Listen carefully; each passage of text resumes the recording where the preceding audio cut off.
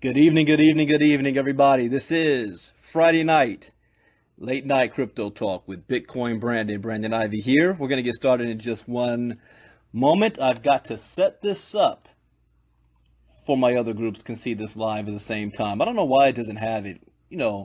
If you do a live, it automatically links up with all of your groups. It might be able to do that. I just haven't figured that out yet. So let me go ahead and get this set up. Hope you guys are having a lovely Friday evening. I know I am. Today was a good day. Today was a good day. Today was another $1,000 day. In fact, today was almost a $2,000 day. How would you like that to make, $1,000, $2,000 in one day? That was today on a Friday. I didn't really put in much work for it either. It's just, doing what we do. So welcome. This is our Friday night live late night crypto talk. Bitcoin Brandon here. We're going to get started in just one more second. Getting this set up. Welcome. It is on the West Coast where I am, almost 7:30 p.m. Pacific time. That is almost 10:30 p.m. Eastern time. So we're going to get started in just one more moment. Had my Wingstop tonight. That's what we do every Friday night. Wingstop night. All right, what is the topic tonight? The topic tonight, we're actually going to be staying on topic for what I've been talking about all week. And all week I've been talking about the financial crisis that Americans are in right now. We're in a deep financial crisis. The failing dollar, the rise of cryptocurrency, the rise of Bitcoin. Yesterday we talked about the disappearing middle class. We talked about how our lives are going to be changed by this technology. And I really just go off of articles that come out throughout the day. As I speak right now, Bitcoin is worth $4,212 per coin. Last week it was down to like $3,600. So it goes up, it goes down, but long term it's always going to go up. I'm going to cover two articles tonight. The first one is an article that says Cayman Investment Forum focuses on rise of Bitcoin and failing dollar. And then I'm going to, after that, as I like this article here, it says nobody can stop Bitcoin. Facebook millionaire and NBA franchise owner is a believer.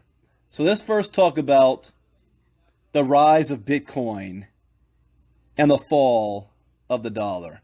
Just go on by this article and I'll give my own commentary as we go along here. So the financial ecosystem is changing radically.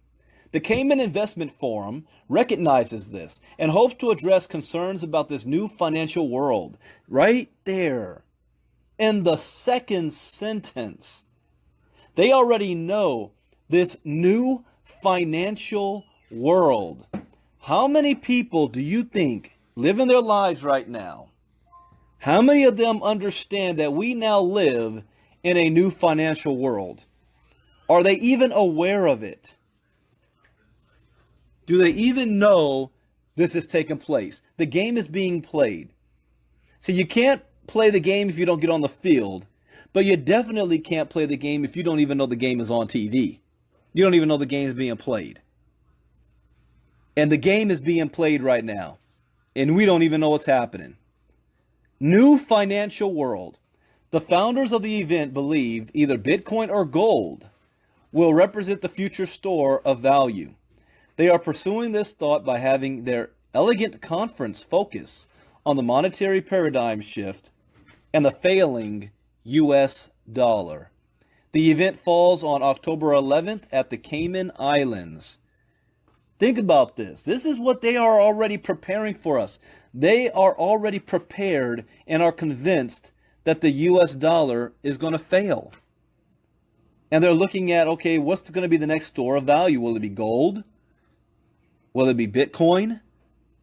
When we don't even know and recognize that the U.S. dollar is going to fail. The money in your bank account is going to be worthless. That's why we talked about the Fed coin the other day. This is happening. Always follow what the billionaires are doing. Don't listen to your broke cousin Pookie on the corner. Follow what the billionaires are doing. What are they preparing for? I live in California. And the one difference in California, because we've been hit with our nation with a lot of natural disasters, like the hurricanes that hit Texas and Florida and Puerto Rico. A hurricane, you see it coming days in advance. You have plenty of time to either get out or to bunker in and prepare. And you don't know what is going to end up happening, but you see it coming. I'm a California boy. I see hurricane coming, I'm leaving. But I live in earthquake country. We don't see an earthquake coming. The last big one was the Northridge one, and I actually slept through it. It was like early in the morning, but back in those days, I used to sleep with my stereo on, and I thought it was my bass. I heard it, but I didn't recognize that it was an earthquake until I got up and everybody saw the freeways collapsed on each other and everything was freaking out. But an earthquake hits, and within 2-3 minutes, it's over. What we do, proactive, is we get prepared for an earthquake. I've got my earthquake kit in my car, in my house. We've got our evacuation plans. We know where to meet up if the family is separated. We prepare beforehand because we know it's inevitable. I don't know when the earthquake's going to happen. The big one's going to happen. We just don't know when. All we can do is get prepared for it. You got to think the same way when it comes to your finances. The big one is going to happen. We just don't know when. So while we're worried about, waking up Monday morning, going to our job, just making enough money to pay our bills and survive, what are the billionaires doing? They're also preparing to survive. But they're looking long term. They're looking at the big picture. So, we had Sir Richard Branson just had his blockchain conference on Necker Islands. It's a private island he owns. It was the 3rd annual blockchain conference with a bunch of millionaires, billionaires, and people from Silicon Valley. They've been preparing for years. Now we've got a special conference coming up in the Cayman Islands. And what is the topic? We got to figure out, what's the future of money? Will it be Bitcoin? Will it be gold? So that we can prepare for the failing U.S. dollar. All right? I break things down like a lawyer. I went to school to be a lawyer. So bear with me here. The Cayman Forum website elaborated more on the nature of the event. Money may be about to change again. This investment forum will look at money, its history, the reserve currency of the world, which is the US dollar, money in the shadows. I haven't heard that one before. Money in the shadows. I wonder what they mean by that. The reserve currency of history and cryptocurrency. Oh, I am piqued now. My interest is piqued by that sentence. What do they mean by money in the shadows? I'm curious. A persuasive case. You know what I will do? Because some of you guys might want to read along with me. I will put the link to this article in the chat box. So if you want to open it up, you can. Like I said, I break down the sentences. So we've got here, a persuasive case can be made that we are on the cusp of a new monetary era. Prominent examples of the changing nature of money include cryptocurrencies are just water cooler conversations for those that are not involved. I made $2,000 today. Central banks halted and then reversed a 20-year streak of selling gold. Sweden is nearly cashless. Hey, that's my boy Peter Blackwell out in Sweden. Nearly cashless. And India blazed a path to electronic currency by demonetizing 90% of cash in circulation. We are moving to a worldwide cashless society. The United States is preparing for the Fed coin. Conference speakers addressing the failing U.S. dollar or shadow money. So is that where they talk about that? Money in the shadows, shadow money. The conference represents an alternative view of investment, trading, and finance, especially in regards to the current digital age. Speakers include investor Tur Demeester, who is a known cryptocurrency enthusiast. He is the founder and editor-in-chief of Adamant Research and is published regularly for various publications. Other speakers include Jeffrey Snyder, who specializes in looking into the collapsing mainstream economy. Most of the speakers have a history of criticizing the current financial system and actively want it to collapse. They see cryptocurrencies, especially Bitcoin, as undermining legacy finance. For instance, Jeffrey Snyder sees the current monetary system as a system of shadow money. The forum website elaborated on his perspective. Okay, I asked earlier what the hell is shadow money, so they answered. They say it is the current monetary system, calling it shadow money. The vast body of shadow money has various aliases: Eurodollars, wholesale funding, credit-based capital. Like dark energy, it is not directly observed and its existence is disputed. Mr. Snyder will reveal the bewildering true story of money that first assimilated the global economy and then on August 9, 2007 began to decompose, and with it our finances, economy, and politics. Oh, I so want to go to this. Damn, I want to go to this. This is where is this going to be held at again? The Cayman Islands? What is this, invite only? The Cayman Investment Forum. How the hell can we get to this? I want to be a fly on the wall for this meeting. Conference praised Bitcoin as investment instrument or money. The interesting aspect of the conference is the debate over whether gold or Bitcoin will act as the primary store of value after the dollar collapses. Again, they are already assuming the dollar will collapse. I want you to think about your own mindset right now. Are you even prepared for that? Has that thought ever crossed your mind that the US dollar will collapse? The billionaires are already preparing for it, expecting it to happen, doing conferences in the Cayman Islands about it.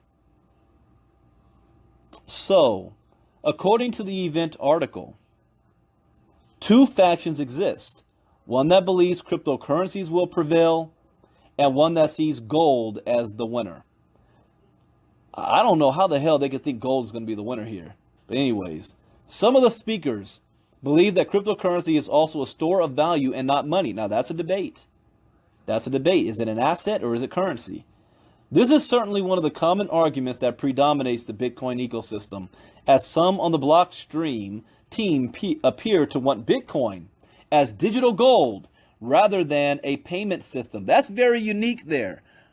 Another late night crypto talk, we're going to talk about the difference. What it means for Bitcoin to be seen as digital gold or for it to be seen as digital money. There is a difference. Like a block of gold right now, you can't go down to the store, pull out an ounce of gold and buy groceries. It's an asset that has value that goes up and down over time. So they're thinking, how are people using Bitcoin? Are they using it to buy and hold so they can go up in value? Or are they actually using it to, make daily purchases like the US dollar, like currency? Right now, it's kind of both. They're doing both. It will be interesting to see how the discussions of the conference turn out. In either case, the Bitcoin ecosystem is growing as alternative summits and conferences spur more interest in digital currencies and blockchain. So, in conclusion of this article, and if you're just joining us, you're definitely going to want to listen to this from the beginning. But the millionaires and billionaires are preparing for a world where the US dollar no longer exists. Worse yet, the US dollar is no longer dominant and we're into a cashless society. Their debate is not over whether it will fall. Their debate is over what will take its place. Will it be gold or will it be Bitcoin in cryptocurrencies? The billionaires are preparing for this. The banks are preparing for this. The governments are preparing for this. And you're still working your 9-to-5 job having no clue that the game is even being played. That's why I'm doing late night crypto talk. But let's move on to the other article that's really got my attention here. First time I'm doing 2 articles in one night. It's Friday night. I made $2,000 today. I'm excited. All right, the next article. Nobody can stop Bitcoin. Facebook millionaire and NBA franchise owner is a believer. Oh, now who else? If you've been paying attention, someone else more famous and has far more money said the same thing. His name is Bill Gates. He said Bitcoin cannot be stopped. Oh, I see we have a superstar hit the line.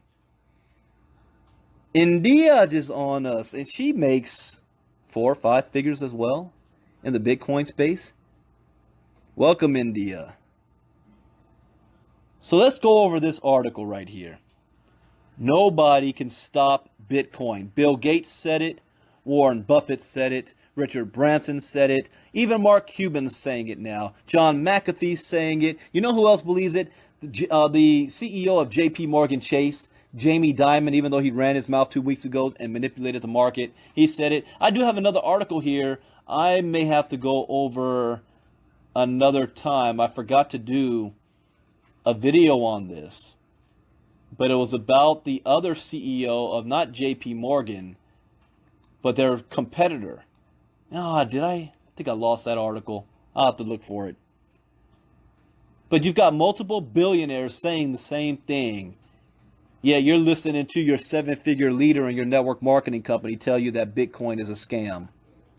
Hey guys, I still have an open challenge out to all of my fellow 7-figure earners in the MLM space that still have their head in the ground and a foot stuck up their ass and don't believe that Bitcoin is going anywhere. I still have an open challenge for any of them to challenge me. 18 years in this industry, I've made 7 figures. I've been the top producer and I've been on the corporate side. And by the end of 2018, more than 90% of all network marketing companies will either be accepting payment for Bitcoin for their product and services and will be paying out commissions in Bitcoin because it only makes sense. I challenge anyone to challenge me on that. Anyways, back Bitcoin more than a fad. Oh yeah, here's that article. I'm going to do another video. Maybe I'll do this one tomorrow. Bitcoin more than a fad that isn't inherently bad. Morgan Stanley CEO James Gorman. All right, I'm going to do that one tomorrow because he goes against Jamie Dimon of JP Morgan. Okay, Facebook millionaire and NBA franchise owner. Let me put this article also in the link for those of you that want to read along with me. All right, that one's there. So let's talk about this one here. Ken says they turned me off. Oh, did I get shut down again? If you guys can hear me, somebody give me a like. Every time I talk controversy, Facebook gets funny with me. Can you guys still hear me? Give me a like, thumbs up, say something in the chat. Somebody's texting me saying I got turned off. All right, great. Thank you, India. All right. Harry, you just coming on. Harry, you just missed. You guys don't know Harry Flynn. I call him Mr. ACN. You just missed a whole lot, Harry. You got to go back to the beginning, but I'm going to the second article now. Venture capitalist and Facebook millionaire Chamath. I'm gonna destroy his name, so I'm not even gonna try to pronounce it. I'm just gonna say Chamath. I'm not very good at names, and I hate messing them up. I think I got your name right, India. India. Unique name. The venture capitalist who was an early member of the Facebook team and owns the Golden State Warriors told Bloomberg as early as 2013 that he was investing in Bitcoin because of the promise of the technology. If you guys have been in any of my presentations, you hear me say, I first really started hearing about Bitcoin in 2013. Right? That's when I first started hearing about it. Facebook records everything we do. I first mentioned Bitcoin on Facebook in 2014 because a business partner of mine, her name is Tracy Consoli. She's from California, an expat who lives in Japan for the last, 15, 20 years. She owns a restaurant called the Pink Cow in Tokyo, and she was the first person to have a Bitcoin ATM machine in her restaurant in 2014 in all of Tokyo. Did I do anything about it back then?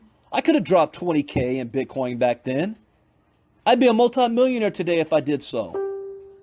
I didn't do anything about it. But look at what the billionaire did. He started investing in Bitcoin in 2013. You know what I said in the last article? Pay attention and follow what the billionaires are doing. They already know that the US dollar was collapsed. That's not even a question or a debate for them. Their debate is over what will take its place. Will it be gold or will it be Bitcoin? That's their debate. We don't even know a game's being played. Just follow what they're doing. So let me finish this article. I'm getting off track here. In late 2013, as covered by CCN, it was revealed that he owned $5 million worth. What? In 2013, he owned $5 million worth of cryptocurrency and planned on purchasing more. Do you know what he's worth today? He owned $5 million worth of crypto in 2013. Today, that's probably 40-something million, maybe more. If he keeps holding on to it, Bitcoin gets to $100,000 per coin. Billionaire again. He's already a billionaire. Unbelievable. He says, reiterating my belief about BTC, it's the ultimate, remember the last article, they said, will Bitcoin be considered a currency or digital gold as an asset? Listen to what he says here. Reiterating my belief about BTC, it's the ultimate insurance policy against autocracy, currency curbs, and other forms of value destruction. Doesn't that go right in line with what the last article talked about? What the millionaires and billionaires are doing. They are preparing for the financial hurricane. Just as you would if you saw a hurricane coming, you'd get your supplies and you'd get ready for it. Just like in California, we know our earthquake's coming. We got our earthquake supplies ready and our kits ready to go. Do you have a plan for your financial hurricane? They're getting it set right now. Recently, in an interview with CNBC at the Delivering Alpha conference, Chamath revealed that he is still confident when it comes to tech stocks in general and in Bitcoin. The venture capitalist notably stated that Bitcoin can't be controlled by any individual or organization. He said nobody can stop it because nobody can control it. The idea that the government can put curbs on this is actually pretty specious. Let me rate that right. The venture capitalist's words come 1 week after, here we go, JP Morgan's chief executive, Jamie Dimon, took another shot at Bitcoin. Earlier this month, the banker has stated that the cryptocurrency was a fraud and added that he would fire any employee trading in the cryptocurrency. In his second shot at the cryptocurrency, the banker stated that it was worth nothing and that he believed governments would eventually crack down on cryptocurrencies and those trading them. Regarding Jamie Dimon's comments on Bitcoin, Chamath stated that it was most hope and that his statement probably doesn't mean much in the grand scheme of things. Among the criticism the banker's comments brought him were the words of Alex Gurevich, a former JP Morgan executive and head global macro, who stated, Jamie, you're a great boss and the greatest of all time, bank CEO. You're not a trader or a tech entrepreneur. Please shut the F up about trading Bitcoin. Well, it goes beyond that because Jamie Dimon, as I stated in a previous late night crypto talk, is not stupid. He did classic market manipulation. Because as soon as he said all that, Bitcoin dropped down to 33,000, 3,100. He bought the dip. Not only did his company's traders buy Bitcoin and Bitcoin assets, they bought the most in the entire world. In fact, Sweden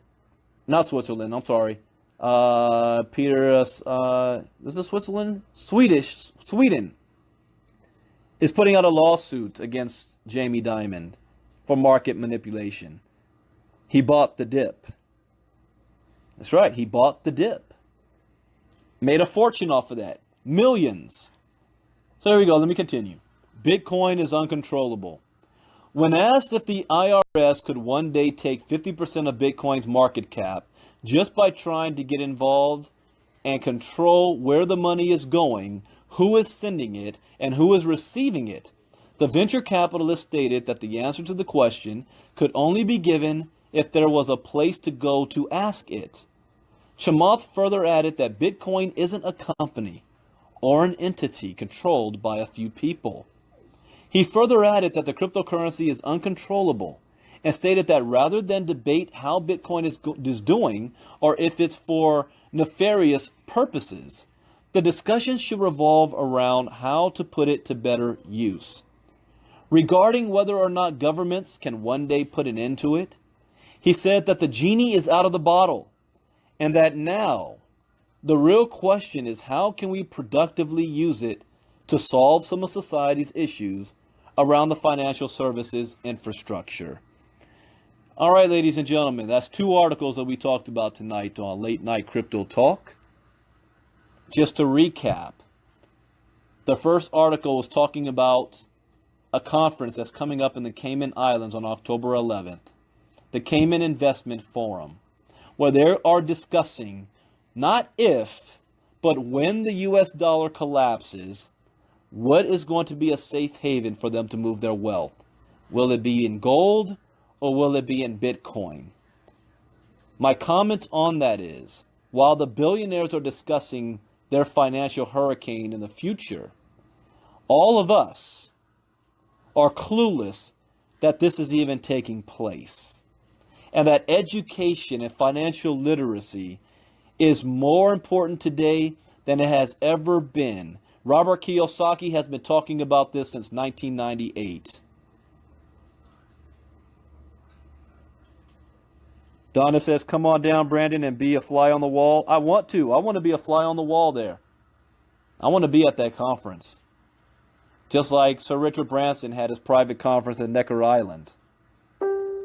The financial storm is coming. Go listen to Doug Casey. Look him up. I'm not even going to say who he is. But look up what the last recording of Doug Casey. He's predicting this as well.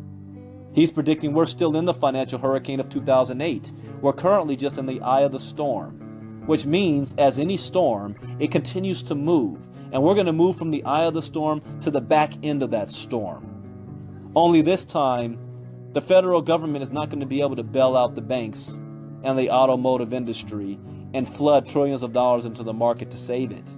We already did that. We're not going to be able to do it again.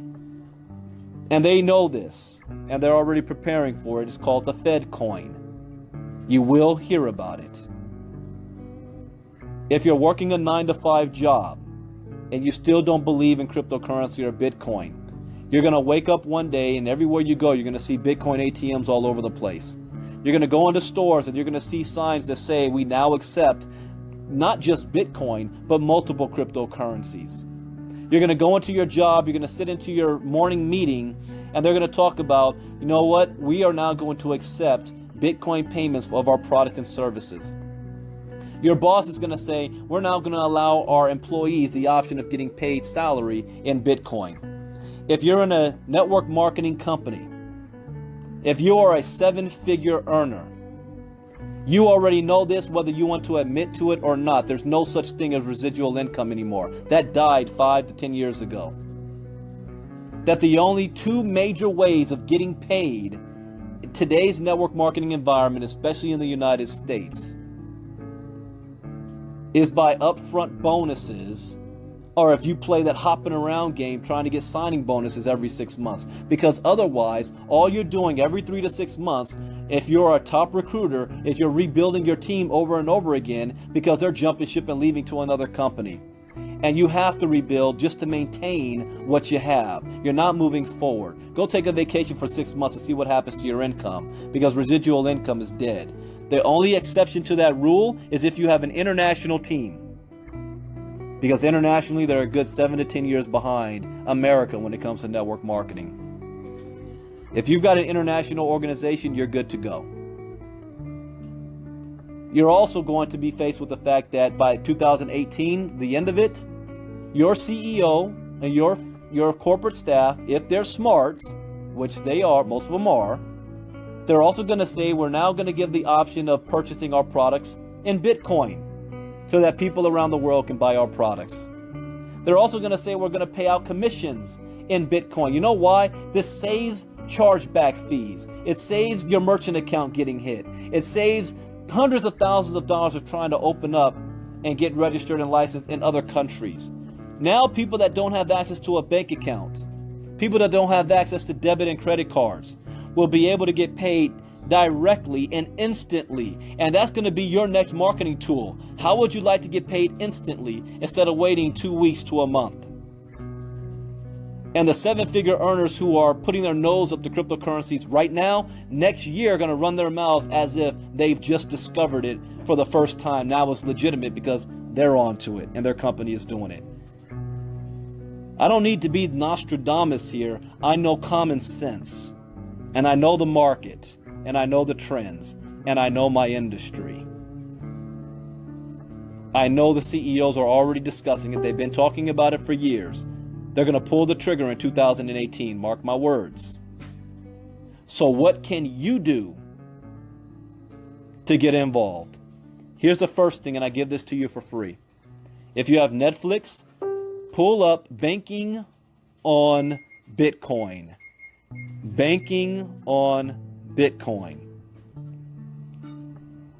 Watch that documentary. I'll give you, your foot in the door. The next thing, get back with whoever's showing you this, because I have multiple people in multiple companies in the cryptocurrency space making a killing at this. People I have a lot of respect for, like India de Jesus, Harry Flynn. They're in different companies than I am in. But we all have the same goal and the same message. So whoever is showing you this or sharing this with you, get back with them to figure out how you can get involved. Get in the game. Because this literally is life or death now. This is not playtime. So with that, thank you guys for joining us tonight. Bitcoin Brandon on Late Night Crypto Talk. Tomorrow, unless something changes, the topic is going to be James Gorman, CEO of Morgan Stanley, who is a competitor. You got JP Morgan, but he's going to say something different than Jamie Dimon from JP Morgan's had to say. So it's going to be interesting. We're going to talk about that and maybe another article that might pop up. This industry is moving so fast, it's hard to keep up. But we're having a whole lot of fun at the same time. So you guys have a good evening. Bitcoin Brandon out. Enjoy the rest of your Friday and have a lovely weekend, and keep our fellow Americans in Puerto Rico in your prayers. Like the mayor of San Juan said, they desperately need help.